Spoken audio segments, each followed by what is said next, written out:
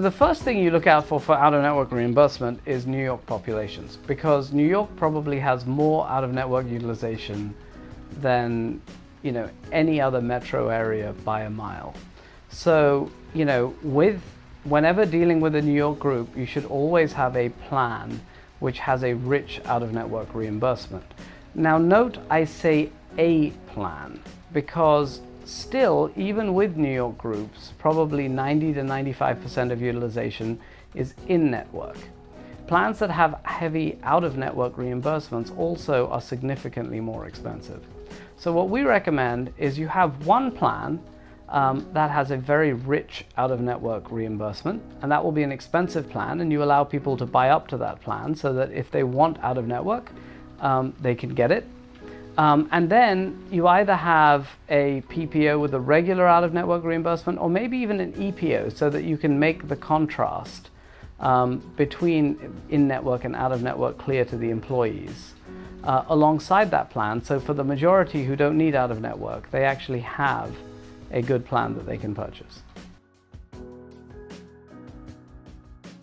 In California, it depends. California is almost two different states, the North and the South. In California, I would say that, a regular PPO is perfectly fine. You don't need beefed up out-of-network reimbursement. But EPOs are a much better choice for Northern California because HMO networks in the North are very narrow. And HMOs are a better choice for Southern California because the network kind of size and scale of HMOs in Southern California is much better than the North.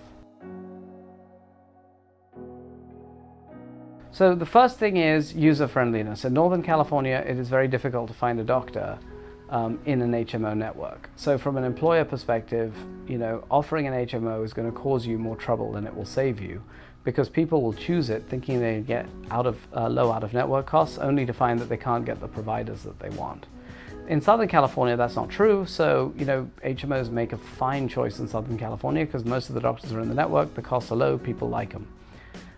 The intangible factor on an EPO versus an HMO, however, is depending on your size.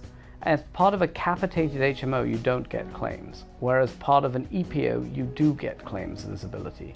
So if you're at 250 or 500 people and you're thinking about HMO versus EPO, you might think HMO is the right answer, but the reality is it probably isn't, because you really need that claims information to be able to evaluate the self-funded option in the future.